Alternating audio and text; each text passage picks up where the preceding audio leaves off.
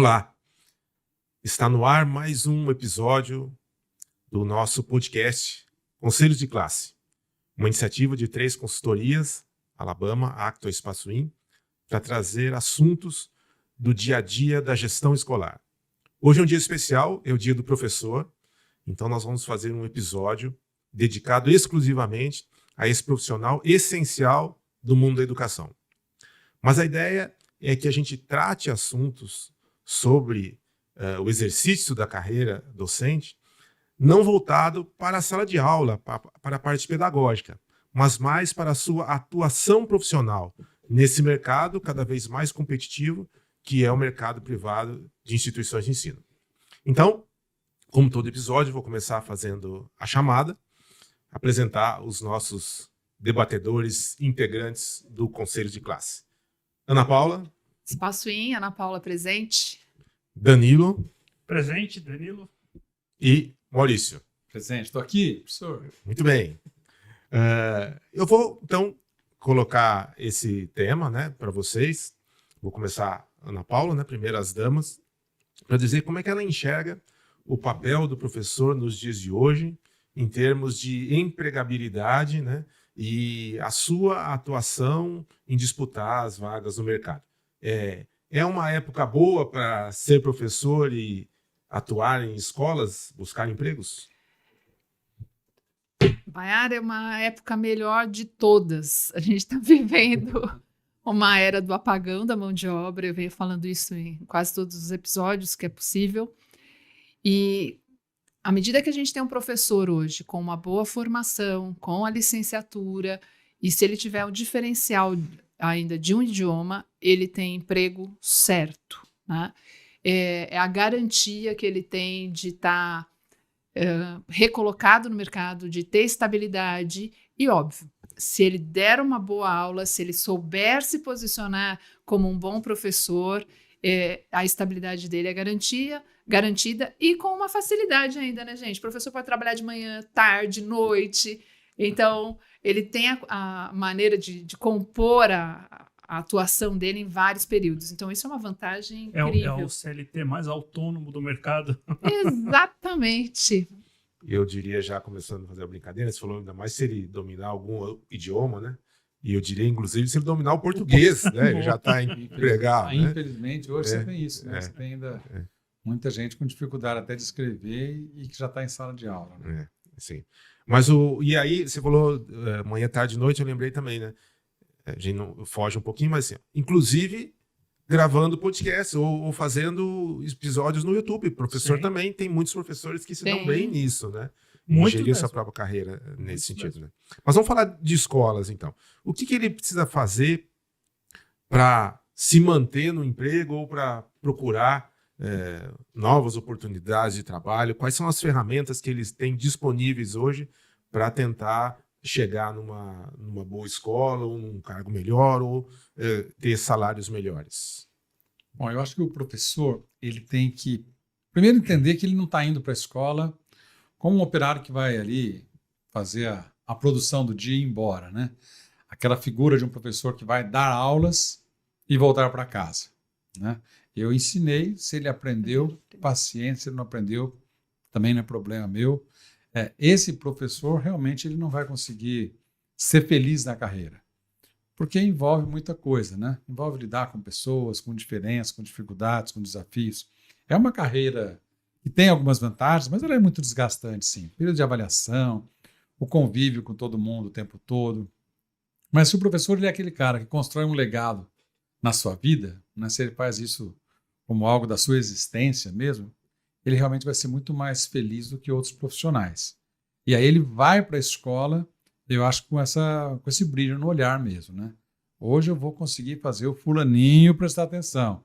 Hoje eu vou conseguir fazer a menininha compreender aquela parte. Hoje eu vou envolver a minha turma com um assunto novo. E aí você passa, ao mesmo tempo que você trabalha com alguma flexibilidade de horários, 2 períodos de férias no ano, mas você também trabalha o dia inteiro, né? Você está tomando banho e está pensando na aula que você vai oferecer, né? Então, é o tempo todo. Você vê sucata e pensa em aula. Vai pegando, pega a tampinha para levar para os alunos, aquelas coisas todas, né? Eu acho que ela é uma carreira Nesse sentido, ela é muito especial.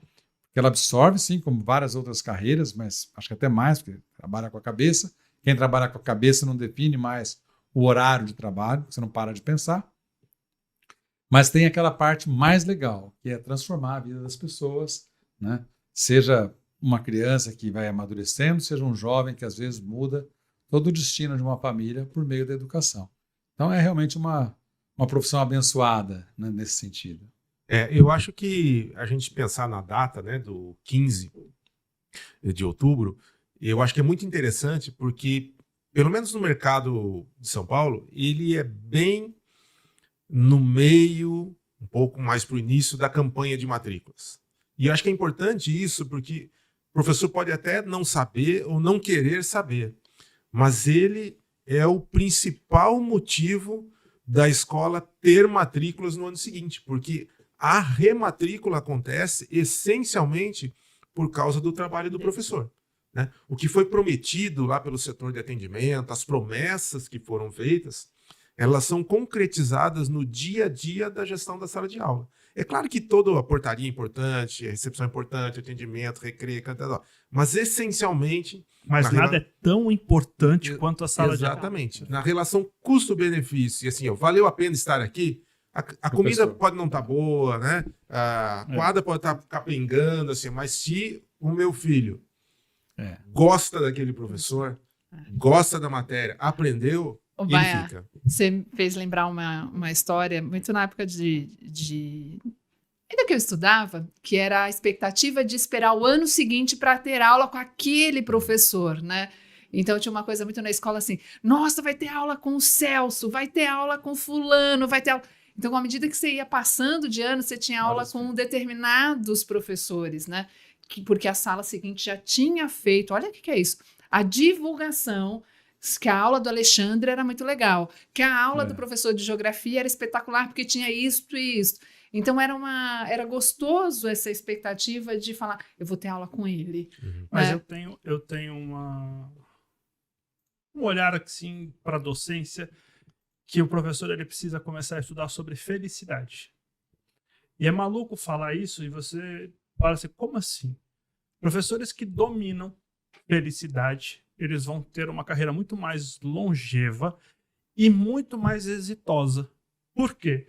Porque o aprender está ligado ao seu nível de felicidade. E aí eu estou falando de hormônios, serotonina e dopamina. Hoje, quando a gente vê, por exemplo, professores que não têm esse olhar para a felicidade, né? Então, como que eu vou fazer um bom clima de aula? Como que eu vou fazer com que os meus alunos sintam isso que a Ana Paula falou? Um professor que ele não conhece o mínimo sobre felicidade, e felicidade, muitos anos atrás, era só uma palavra de um sentimento. E hoje tem campos de estudo, principalmente na psicologia, que estudam a fundo felicidade. E eu acho que o professor tem que se esforçar para aprender sobre felicidade e entender como que ele vai fazer essa gestão. Vocês podem me pensar de uma forma muito holística, mas não é até científica. Se você pensar hoje no uso da tecnologia, Instagram, TikTok, essas ferramentas, elas mexem diretamente com a parte hormonal do cérebro, que é a dopamina. Então, os shortzinhos, os vídeos curtinhos, elas estão gerando microdoses de dopamina, o que infere na felicidade. E quando você vai para uma aula de 50 minutos, se você não domina técnicas sobre felicidade, você não consegue ter a concentração suficiente para o seu aluno ou a participação dele. Né? Um exercício rápido para a gente pensar é assim, a última vez que você estava assistindo uma série da Netflix, que aquilo ficou morno. Você não vai lá e pega teu celular para ir no Instagram para dar uma... Né? Então você está assistindo um jogo de futebol, você está assistindo uma novela, qualquer coisa. Você vai, pega o celular e dá uma olhada. Então isso é hormônio, isso é dopamina. Então o professor ele precisa começar a entender como funciona isso no cérebro, tanto dele quanto do aluno, porque hoje eu acho que a gente passa por uma profissionalização da carreira docente muito grande. Professores que dominam inteligência emocional, professores que dominam gestão de pessoas, né, no sentido de padrões comportamentais, e que entendem sobre felicidade no sentido hormonal da felicidade, eu acho que eles vão ter uma carreira de muito mais sucesso. Eu acho que isso é importante, mas eu quero voltar um pouco antes, que é assim, ó, você falou inteligência emocional. É igual a aeromoça, né? A aeromoça agora não chama comissário de bordo, Comissário né? de bordo. Que dava as instruções, lembra, né? Dá as instruções, ainda que agora é tudo videozinho, né? Quando tem uma emergência na cabine e tem uma despressurização, cai a máscara de oxigênio. Primeiro em você. Primeiro em quem? Adulto. Em você, depois na criança, né? E aí que vem o professor, assim, ele primeiro precisa estar bem emocionalmente para ele poder criar um clima desses na sala. Então, ele precisa cuidar dele mesmo em primeiro lugar, né? Concordo em número, gênero e grau. E aí a gente... É algo que a gente vem falando aqui, em alguns episódios gravados, vocês vão ver sobre isso. A escola precisa investir na saúde emocional dos professores. A escola precisa investir na saúde emocional dos seus líderes. Porque isso é um fator diferencial competitivo. Às vezes a gente fala assim, a minha quadra, como você citou, né? Às vezes a quadra pode estar com a cabeça. Não, a minha quadra está linda, mas o meu nível de felicidade dentro da escola não está lá em cima, né? Como é algo muito difícil de você mensurar, felicidade não é algo matemático, vamos chamar assim, você acaba não percebendo até ter uma pesquisa de satisfação e dar lá que a escola é chata, que a escola não é um ambiente alegre. Isso eu acho que é o maior prejuízo que uma escola pode ter, porque a escola é um lugar de pessoas felizes. Baia, tem uma coisa muito interessante, a gente, na Espaço Twin, faz a mentoria de carreira de professores, né? E tem professores iniciantes, essa coisa que você fala dele não tá bem, né? Ele tem que estar bem com ele mesmo. Quando ele está iniciando, ele está muito preso àquele lugar do professor na sala de aula. E ele fica muito duro. E às vezes ele não consegue ter o jogo, a gente chama de jogo de palco, né? Ele não consegue se movimentar, ele não consegue andar. E às vezes o aluno tá num tititi lá, e aí ele vai fazer aquela intervenção de longe. Quantas vezes, quando você tá bem, você nem precisa fazer a intervenção, você anda, encosta do lado, o aluno simplesmente para, relaxa. E você obriga a sala inteira a virar o rosto para você, né? Mas você tem que estar bem. Então são técnicas, são pequenos movimentos que quando você domina o seu bem-estar e o que você está fazendo, tudo isso muda. E olha como a figura do professor é interessante, né?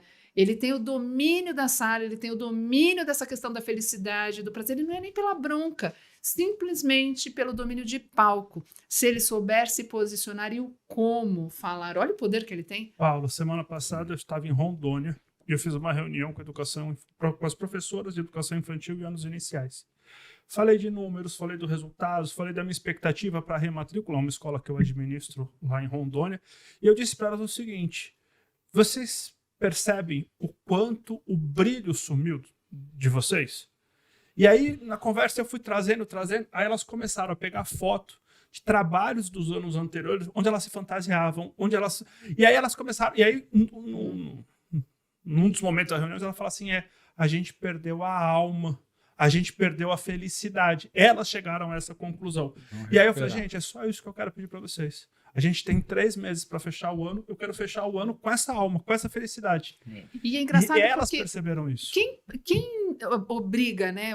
Que regra é essa que o professor tem que ficar tão enrijecido que ele perde a alma, ou que ele não consegue se movimentar, que ele fica naquele padrãozinho todo retinho de lousa, ou lousa e giz, ou lousa e o digital, mesmo que seja ou PowerPoint, o PowerPoint. Mas assim, ele tá duro, né? Enquanto que é um lugar para ele estar interagindo, para ele estar brincando, para ele estar explorando do outro, né? O máximo que ele pode. Nessa questão de estar duro, rígido, assim, o Maurício, ele faz uma palestra e no final ele declama uma poesia chamada Operário do Conhecimento, que fala muito disso, né, Eu Maurício? estava pensando nisso agora há pouco. Em cima dessa palestra que eu montei, já fiz acho que dezenas, talvez centenas de vezes, o nome da palestra era Professor Operário do Conhecimento, que já era até para provocar um pouco essa reflexão de, nossa, fazer um operário, né? Poxa vida, mas os operários transformaram completamente o mundo em que a gente vive.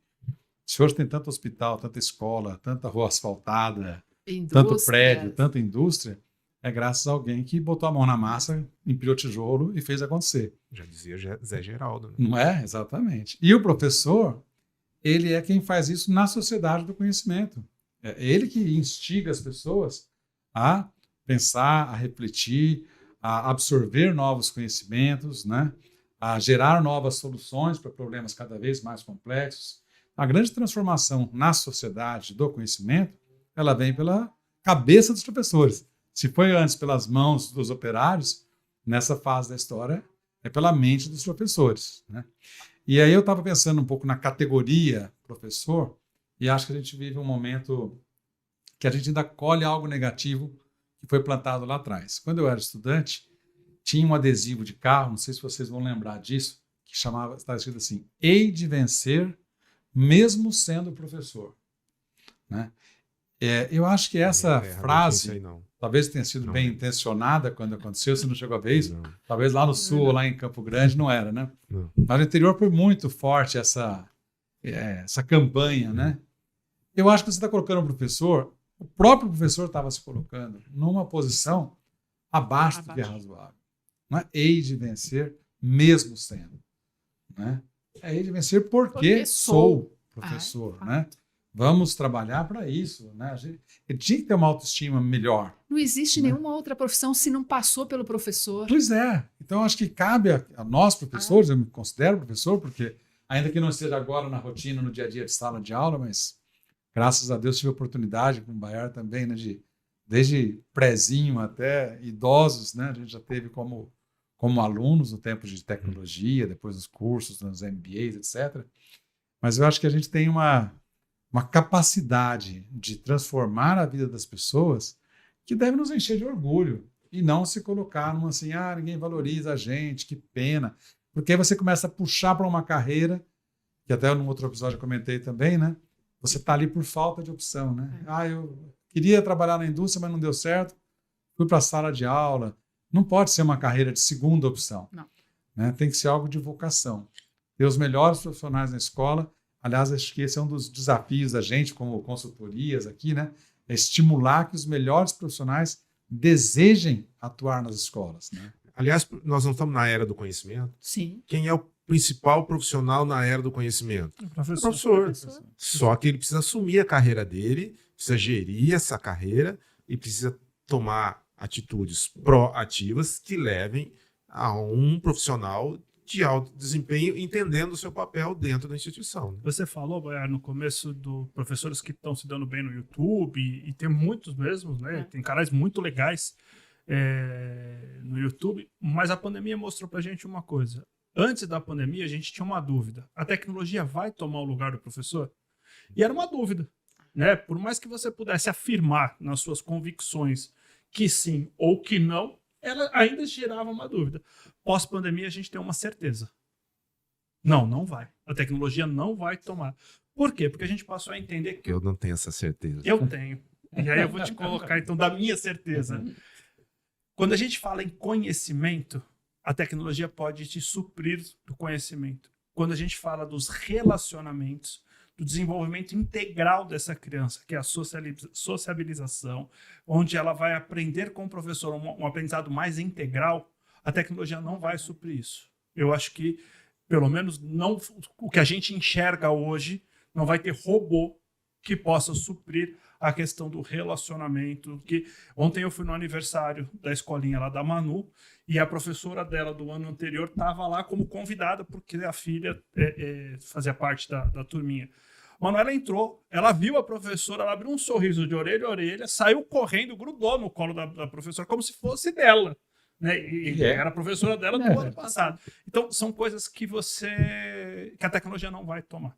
Né? Pode ser que num determinado conhecimento X, a tecnologia faça tão bem ou até melhor que o professor. Mas quando a gente fala do relacionamento, do desenvolvimento integral dessas crianças e adolescentes, eu acho que não. Vai substituir como, então? Vamos lá. Eu concordo com ele. Eu falei só para o pessoal esperar eu falar. Não, na verdade, assim, eu ia usar a palavra depende, por quê?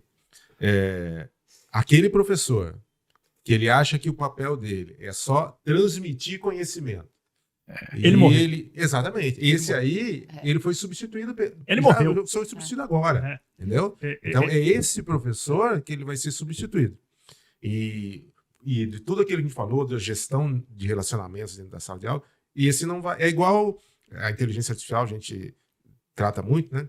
Quais as duas carreiras mais promissoras hoje? É o médico ou é o enfermeiro? Enfermeiro. que é que vai tratar das pessoas, né? O médico também, que é só aquele que sabe ler exame e dar o diagnóstico, esse aqui vai estar fora do mercado também, Sim. né? Ele precisa voltar a olhar para as pessoas. Essa é a questão. Né? Estava montando agora, estou montando, né, para o final do ano agora, uma palestra que, por enquanto, tem um título muito extenso ainda, que vai melhorar, mas o começo desse título, o Bar vai até dar um sorrisinho. Do giz ao mouse. Acertou. Do giz ao mouse. Nossa, Era excepcional. um tema que quando a Alabama estava Nosso no primeiro comecinho, uns livro. 30 anos atrás, a gente usava muito essa expressão, do giz ao mouse, né? E os professores queriam saber se o computador ia tirar o trabalho do professor, tinha essa resistência toda, né? E agora você tem um complemento, né? Do giz ao mouse e da escola de respostas certas para a pedagogia da pergunta. Fantástico. Então, a gente tem que migrar, né? Eu vou puxar o do giz ao mouse porque eu estou ficando velho e gosto de mostrar essas memórias, né? Então, eu estava até buscando figurinhas daquele tempo em que a gente estava começando a colocar computador na escola e, ao mesmo tempo, trazendo para agora essa coisa. Você não é mais um transmissor de conteúdo para aluno, um cara tem que achar a melhor musiquinha para o cara decorar a tabela periódica, porque isso, com certeza, tem um youtuber melhor que você, ou essa informação está disponível, não faz mais sentido memorizar isso. Mas o professor, ele precisa evoluir para ser o cara que desenvolve a habilidade no estudante de fazer perguntas.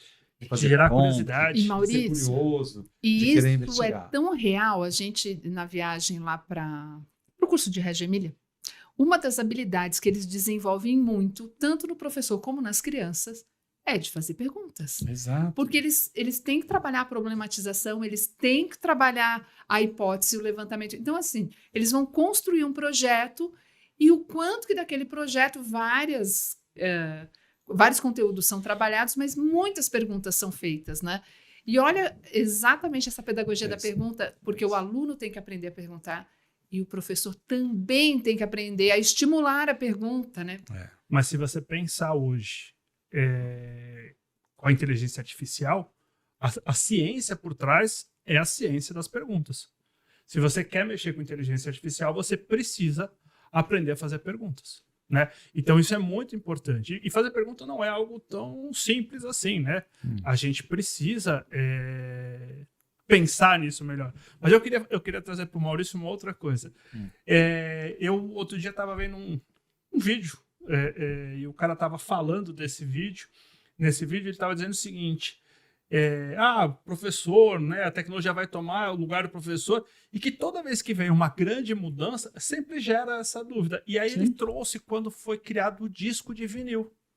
Então, quando foi lançado o disco de vinil, a grande dor da época era: agora ninguém mais vai aos shows, ninguém mais vai aos concertos e vai acabar com a vida dos músicos. Os músicos vão perder Seu espaço. o seu espaço, o seu ganha-pão.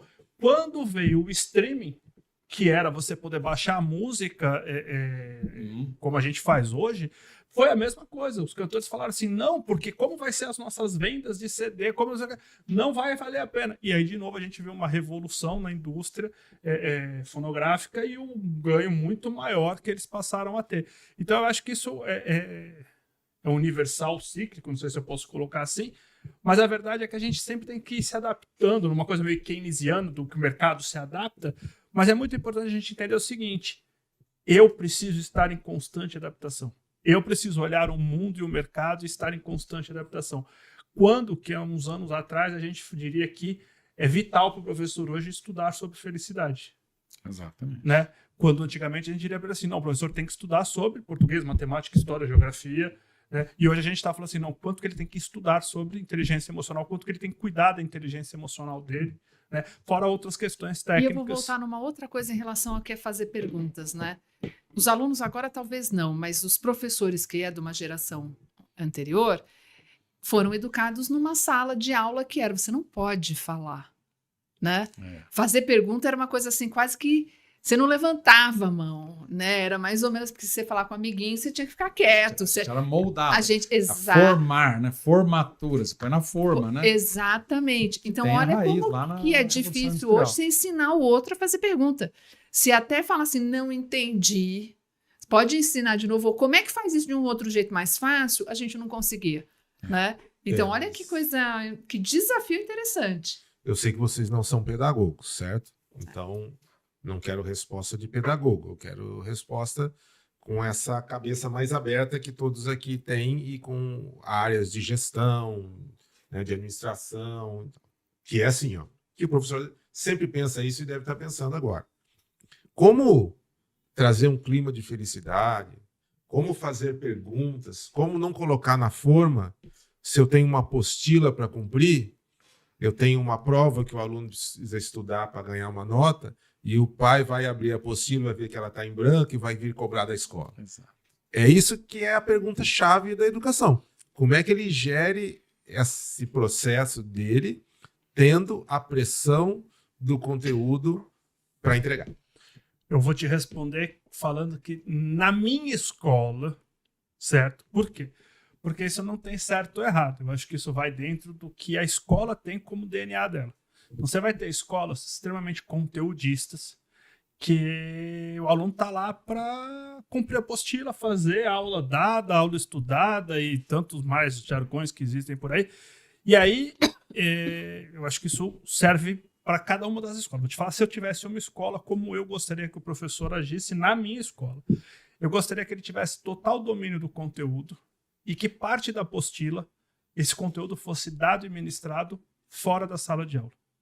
Embaixo de uma árvore, na quadra, no lanche, e que ele provasse, por meio de relatórios, fotos, vídeos, relatórios escritos, que ele mostrasse e provasse para a família o seguinte: tá vendo isso daqui? Trabalhando. Eu trabalhei, mas eu trabalhei em tal lugar com o seu filho. Olha as fotos. E aí você vai perceber a felicidade que eu tô te falando. Por quê?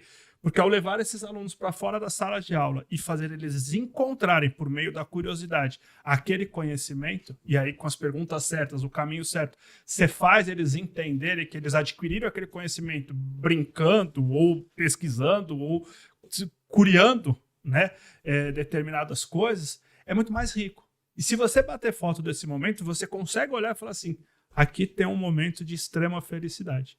Então, parte deste conteúdo, eu gostaria sim que fosse dado não só fora da apostila, mas fora da sala de aula. Né? Então, muitas vezes, quando eu faço gestão pedagógica em algumas escolas, é isso que eu levo como conceito. Parte da apostila tem que ser dada fora da sala de aula, não só fora da apostila, fora da sala de aula. Né? Mas isso, óbvio, tem que ter uma construção da escola, uma construção com o coordenador, e o professor tem que ter domínio do conteúdo. O professor piloto de apostila vai ter muita dificuldade em fazer isso. A questão é que tem escola que quer o professor piloto de apostila porque o pai quer a escola que pilota a apostila. E aí eu acho que a gente tem um desafio muito grande como educadores. A gente precisa talvez de envolver jornalistas, a comunicação social, para uma mudança de cultura. É muito comum ainda você ver na internet aquela figura de bons tempos aqueles em que a escola, né, era massacrante, era opressora, era decoreba e coisas do tipo. Né?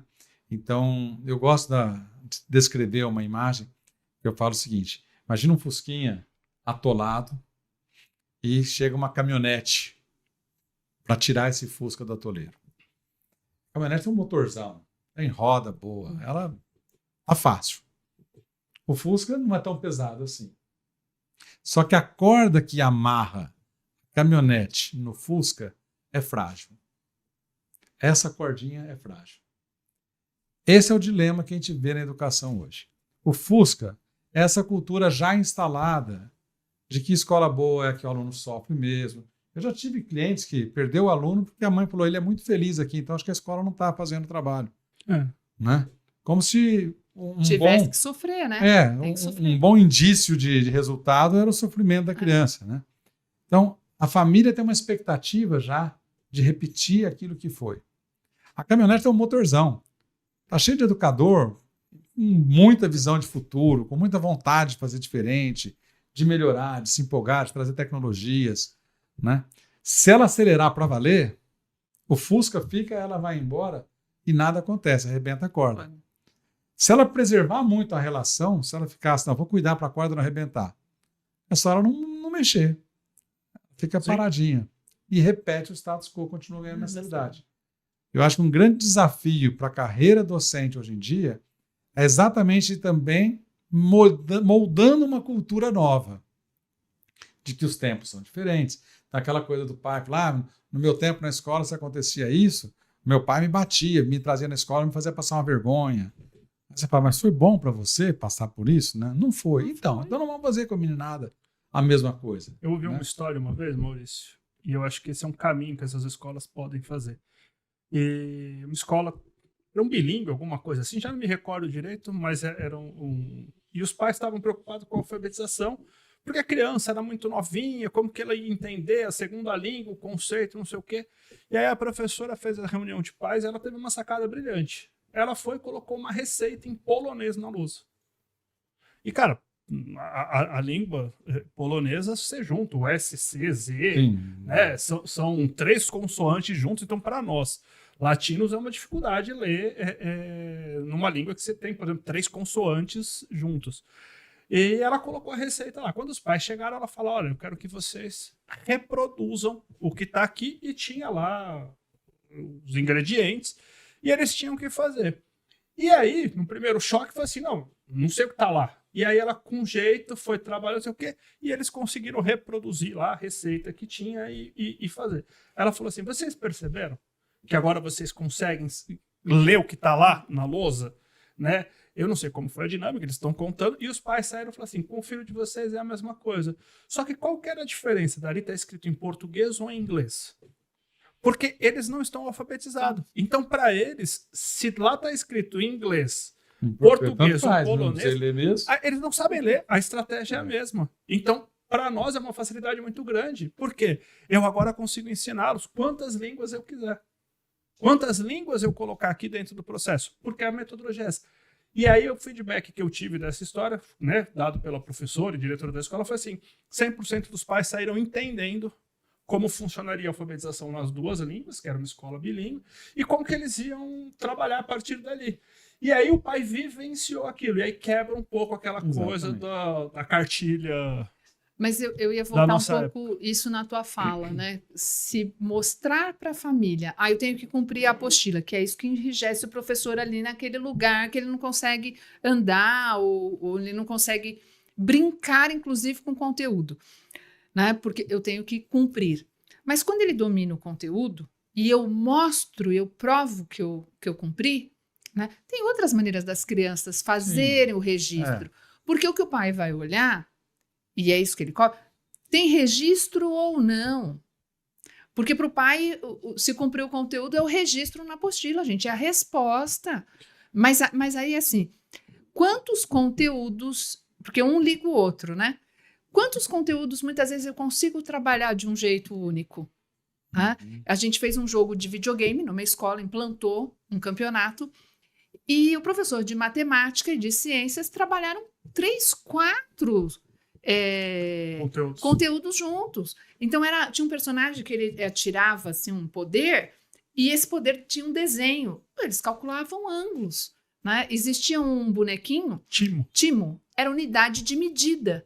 Então, olha quantas coisas. O professor de redação trabalhou outros conteúdos. Então, quando eles se juntaram, gente, eles cumpriram 3, 4, 5 conteúdos de apostila usando um único jogo, que na época era o LOL, League of Legends. Toda a escola envolvida e, claro, a parte mais feliz foi acabar num campeonato, né, com um mediador oficial da liga. Era um narrador. O narrador é oficial da liga. Um narrador oficial. Então, será que a gente não precisa olhar de um jeito diferente? E aí eu concordo, acho fantástico essa comparação da corda, né? Mas muitas vezes a gente tem que educar o pai, que está acostumado com o registro da época dele, que só vale se eu fizer aquele mundaréu de lição escrita. Mas eu volto a falar, são coisas que o professor ele precisa entender. A documentação, vou usar um termo de Régio, né? Documentação pedagógica, mas ela se torna um estudo mercadológico. toda escola que ela tem uma boa documentação pedagógica, ela tem uma facilidade de fidelização muito maior. E não estou dizendo nem para você implantar a Reggio Emílio na sua escola, mas para você passar até a rotina e o hábito da documentação. Por quê? Porque eu, como pai, eu fico satisfeito em saber o que foi feito com o meu filho. Então, muitas vezes você vai para o parque e o pai de longe vê uma fotografia do parque. Ele fala assim, nossa, meu filho foi para o parque, voltou todo sujo. Se eu tivesse uma documentação pedagógica, seu filho foi para o parque, passou tanto tempo no parque, os conteúdos trabalhados foram A, B e C. Nesses conteúdos ele desenvolveu isso, isso e isso, tais competências, tais habilidades, além desse conteúdo pedagógico. Cara, você fez um registro daquilo, você fez um documento, uma documentação pedagógica daquilo. Isso para fidelização de alunos, já que a gente fala tanto de marketing, né, de captação de alunos e fidelização, é fantástico. Mas isso não é hábito e nem rotina de toda escola. Você tem escolas que fazem isso brilhantemente e você tem escolas que não fazem isso. Agora eu penso também que toda escola deveria se ajudar nesse sentido, porque uma coisa que eu vejo é que há muito tempo de aula desperdiçado.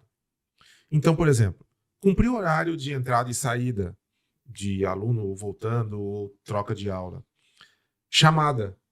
Poxa, não faz sentido perder numa aula de 45 minutos. Se você perde 5 minutos fazendo chamada, É 10%. 12%. é um tempo precioso, né? Prova dentro de uma aula. Você comeu uma aula, né? Recados, interrupção para dar recado. Então, essas interrupções também atrapalham. Na hora de montar horário, eu sei que é difícil montar horário, é um desafio. Mas dependendo, quanto mais aula dupla você colocar, melhor, que aí você não tem o tempo de troca, rende mais, ou colocar aulas afins na sequência da outra, para que o aluno tenha algo mais integrado no seu processo, né? Então, isso também acho que facilita. É lógico que é muito mais difícil, mas é preciso que isso aconteça, né? Tem algumas coisas que eu vejo hoje e que eu daria até como dicas para o professor. Eu acho que o professor tem que estudar storytelling. Ele tem que ser Então, peraí, vou cortar você, porque... Já tá dando lição de chamada casa? oral. Chamada Já oral. tá dando boa. lição de casa? Chamada oral. Você queria falar alguma coisa antes da chamada oral? Não. Tô começando a pensar como é que vai ser. Ah, tá bom. Porque Como é que eu saio dessa? é até surpresa, né? Boa. Não é? O que nós vamos fazer aqui? Chamada oral, sabem, é o seguinte, é um quadro que a gente tem aqui. Cada um tem que dar uma dica rápida, curta, As minhas dicas não são rápidas. mas não, Rápido e então curta, você também está lasquei. fora. Né? Lasquei. Não vai poder repetir, mas e o tema é: o que um professor deve fazer, ou deve ter, ou deve buscar, o que ele precisa fazer para que ele seja um profissional de alta empregabilidade. Perfeito. Tá? Performance. Então, Legal. vai passando aqui, não pode repetir e não pode demorar. Tá certo? Tá. Quente. Queimou. Então, No Danilo, começo. Então vai. tá. O professor tem que estudar storytelling. storytelling. É isso aí, estudar storytelling. Explicar o que não, é. não, Tá você explica em outro lugar. Se Aqui. eu deixasse explicar, eu tinha mais tempo para fazer. Isso. O professor tem que entender de marketing pessoal, construir sua marca. Precisa ser bom e planejar a aula teste. Se não passar na aula teste, não tem emprego. O professor precisa entender e respeitar a hierarquia dentro da escola. Ele precisa saber que ele está inserido num contexto maior. O professor precisa entender e estudar centro de interesse do aluno, o que os alunos estão consumindo para trazer isso para dentro da sala de aula. O professor precisa estudar profundamente aquela faixa etária de alunos com a qual ele atua. A infância, a pré-adolescência ou a adolescência e assim por diante. O professor precisa conhecer o DISC, os padrões comportamentais dos alunos. Por quê? Isso facilita a comunicação que gera engajamento. O professor precisa dominar, se possível, uma segunda ou terceira língua, mas uma segunda língua aumenta demais a empregabilidade dele. O professor precisa entender que na aula ele tem que ter tanto conhecimento cognitivo como conhecimento afetivo. O afetivo é aquela memória que a gente leva para a vida e muitas vezes o criar, o co-criar, ter algo para fazer junto ajuda bastante. O professor precisa dominar algumas ferramentas de inteligência artificial, senão ele corre o risco de ser substituído, sim. O professor precisa ter presença de palco, porque ele é a autoridade em sala de aula. Ele tem que ser visualizado, a expressão corporal dele fala muito. O professor precisa tomar muito cuidado com o que ele publica nas suas redes pessoais. Uma das primeiras coisas que as escolas fazem é vasculhar o que o professor publicou nas suas redes. Não existe, Rodada final.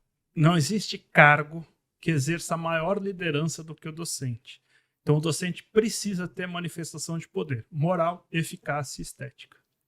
O professor precisa reconhecer o privilégio que tem de ser a profissão mais inspiradora que existe. Professoras, em aula testes, principalmente para o ensino médio, de preferência vão com o avental. Por quê? A gente já teve casos de professoras muito bonitas, com um corpão, e que foram muitas vezes não foram escolhidas porque a diretora falou: olha, vai matar meus alunos. Então, assim, um jaleco ajuda muito na hora da aula teste. Infelizmente, isso ainda pega. O professor precisa estudar sempre. Muito bom. Mas Passei. deixa eu fazer, porque essa fala da Ana Paula pode ficar polêmica. Então, quando eu vivi esta aula teste, vou contar essa história, foi para uma, não vou dar o nome, mas foi para uma Hora do recreio. A hora do Hora do recreio, recreio, a hora do recreio Foi é uma bom instituição muito contextualizar. grande, vou contextualizar. Foi uma Militar. instituição muito grande, quase militar, mas não era militar, mas tinha um quê militar ali dentro. E aí a professora deu uma aula de biologia espetacular. Espetacular. Ela desenhou, ela fez mágica, fez chover, mas ela tinha um corpo... E estava com uma roupa extremamente justa. Exatamente, ela tinha uma roupa muito justa. Quando terminou, eu, na minha inocência, vou chamar assim, virei para a diretora e fiz assim: é essa, né? Não tem como não ser. Ela fez: não dá. Eu tenho uma sala que é 80% masculina. Eu tenho meninos que estão com 14 anos, com um nível de testosterona muito alto, numa puberdade, e essa moça tem um ar de muito nova. Por mais que ela tinha 20 e tantos anos, ela tinha um rosto de 18. Ela fez assim: eles não vão conseguir se concentrar E nem com ela. respeitava. E aí, na hora, eu, muito Danilo do jeito de ser, fui lá e... Não pode, sei o quê. E ela me deu, como ela era formada, né, na área, ela me deu uma aula de hormônios. Ela era bióloga, inclusive. Ela era bióloga, inclusive. Ela me deu uma aula ali. Quando ela terminou aquela aula, eu fiquei assim: eu não sabia disso. E aí ela disse o seguinte, aí foi onde ela veio. Ela falou assim: essa moça vai ter que andar de jaleco 100% do tempo, porque senão eu vou ter problema com os alunos. Eles vão se apaixonar por ela, eles vão perder o foco, não tem condições. Aí ela fez assim: nesta sala de aula, neste contexto. Mas fica a dica. Mas fica a dica. Fica a dica. É que eu só achei prudente. Você foi ótimo em contextualizar. contextualizar, mas Eu achei fica a prudente dica para uma aula Mas teste. eu já tive algo parecido num colégio super tradicional, em que nós fomos contratar uma pessoa para apresentar a escola no período de matrículas, e também veio uma moça com uma roupinha mais justa e curta, e aí a diretora pensou assim, falou: não vai dar, porque ela não tem, aí é um pouco diferente, ela não tem a imagem que a instituição quer passar, né? Ela está mais vanguardista do que nós gostaríamos de ser apresentados. Acho que Então, fica... passa um pouco. Tem ainda, acho que a Ana está levantando uma questão de machismo estrutural, que um professor bonitão talvez pudesse servir, não iam falar para ele desse tipo de coisa, mas é aquele papo da cultura instalada, né? Você tem que ir moldando, mas ao mesmo tempo não adianta desafiar tanto, né? Então, mas Tem que isso, por caminhar exemplo, assim, são 4.000 entrevistas, né, ao longo Sim. dessa carreira. Nós Vira um passamos critério. por isso, mas nós passamos por isso com os professores de educação física. Sim. É. Então, uma faculdade onde a piscina era no meio do prédio, e aí o que você faz? Né? Como é que você lida com isso? Mas lá era engraçado, né? Os Não. caras também andavam de sunga. Exato. Sabe que foi É justamente... real. É isso. real. Não, e é isso, justamente gente. por isso que eu É. virei consultor. Porque eu não consegui ser professor com a minha beleza. Não me deixavam trabalhar em Não é. escola nenhuma. Você imagina o Baiar de sunga na escola. Exatamente por E aí isso. você imagina como era o papel do RH em ter que orientar toda essa situação. Porque a gente é professores de educação física. Que andavam de sunga, porque, não, eu tô dando aula de natação. Tá, mas quando você sair e for na cantina, não precisa ir de sunga, não é um clube, não né? dá pra ir só com a Ninguém regatinha. queria me contratar, montei minha própria empresa. Mas, Tá vendo só? Baia, deixa eu acho que cabe aqui dentro dessa conversa que a gente está tendo, acho que cabe falar um pouco do que é a manifestação de poder. A manifestação de poder dentro da liderança, a gente fala sobre moral. Moral é o código de conduta, são as regras. Cada instituição tem a sua, cada lugar tem o seu. Então, você vai numa instituição confessional, tem lá as suas regras. Você vai numa escola de aprovação, tem as suas regras, né? Então, cada lugar você tem assim, o código moral. O segundo ponto da manifestação de poder são os resultados, é a eficácia. Então, é o resultado que você gera, é o quanto que as pessoas percebem esse resultado que você gera. E o terceiro ponto da manifestação de poder é a estética. É o como eu te percebo. E aí eu não estou falando só de roupa ou só de beleza física, mas entra postura corporal, o tom de voz, o seu asseio. Não, hoje entra ideologia também. Entre ideologia, isso também Sim, entra na estética. Né? Então, essas são questões que têm que ser muito bem analisadas. Porque assim, ó, qual é a imagem você quer passar? Né? Então, dependendo da escola que você for, vão te julgar num primeiro momento muito mais pela estética do que pela eficácia moral. Só que é importante assim, ó, não adianta você criar uma falsa imagem sua. Não. Você tem que... E também não adianta você falar que você vai ter uma e não vai ter a outra. Exatamente. Na verdade, você tem que buscar instituições que tenham a ver com o seu jeito de ser. E isso é importante a gente entender, porque assim, ó, a mais importante de todas é a moral. É aquilo que vai te sustentar no emprego, é a moral. É o código de conduta. Depois a eficácia e, por último, a estética. Mas a percepção é sempre inversa. A minha primeira avaliação é sempre pela estética. Uhum. Então eu vou te julgar. Ah, Danilo, mas isso soa feio, soa Preconceituoso. Mas é a vida como ela é assim que faz. As pessoas vão te julgar pela sua aparência, pela sua estética. Por exemplo, a gente começou aqui falando, né? Não sei se nesse episódio ou num outro que a gente falou de ter duas línguas, e aí o Maurício ainda brinca, acho que foi num outro episódio que a gente gravou. Não, se já falar português já é um grande. Eu falei. O Barra falou, já é um grande. Vantagem, tá bom. Sim. Já deve falar diferencial. Já é um grande diferencial. Mas, por exemplo, quando a gente pensa num professor que fala errado, isso pega na estética e na eficácia. Nossa. Porque você, a partir do momento que você vê ele cometendo numa aula teste, como a Ana Paula falou, um erro de língua portuguesa, automaticamente matou esse cara. Então, assim, o quanto é importante eu não cometer erros numa aula teste. Numa aula teste, não, em qualquer aula. Né? Mas o quanto que, às vezes, a minha fala, ela entra na estética. Ó, nós já estamos chegando ao final do episódio. Eu vou pedir para vocês, de surpresa também, não é chamada oral, mas é um pedido, né? Não vale nota. Né? Gosto. Não vai valer nota. Tá? Mas é assim, sabe aqueles 3 minutinhos no final da aula que dá para fazer uma brincadeira? Assim? Sim. Eu queria que vocês, como nós estamos fazendo esse episódio em homenagem ao Dia do Professor, eu queria que vocês pensassem ou em filme, ou em série, alguma produção, né, artístico-cultural, onde existia e existe a figura do professor que a gente possa indicar e recomendar, que a gente tenha gostado e que tenha marcado, assim. Eu vou começar falando um, e que eu gosto bastante, chama Mudança de Hábito, com a Whoopi Goldberg. 1 e 2. É sensacional, assim, né? Ela é uma professora diferente que chega, nem é professora, é colocada lá, e ela transforma a escola de jovens e adolescentes. Acho que é bacana. Alguém lembra mais algum que é... Onde aparece a escola? Eu não lembro do filme, eu lembro do... Aliás, não lembro do nome do filme. Como é? Ele é um professor, ele vai dar aula numa escola de bairro dos Estados Unidos. Ao mestre com carinho. E a escola é só os alunos, só alunos que vai para detenção, eles chamam de detenção. Era a minha dica. Como que chama, então? O Triunfo. O Triunfo. O Triunfo. E aí é espetacular. É um filme espetacular. A história dele ele é uma história real. Esse professor ele leva os alunos a alta performance. E aí ele sai. Não lembro se ele sai do estado interior, ele vai para Nova Jersey ou para Nova York, mas uma dessas duas cidades, se eu não me engano. E ele pega uma sala caótica, assim. Alunos que vão para detenção, alunos que já tinham filhos, 14 anos já tinha filho, bom, enfim. E aí ninguém quer aquela sala e ele pega aquela sala como desafio e aí ele cuida da carreira daquelas crianças, né? Mas já como a Ana Paula deu a dica do filme que eu ia dar, eu acho que o Coach Carter Tá, Coach Carter. Esse eu não Coach conheço. Carter. Acho que também é um filme ligado ali também ao esportes, mas eu acho que é um dos filmes para professor assistir que vale a pena. E tem mais um ainda.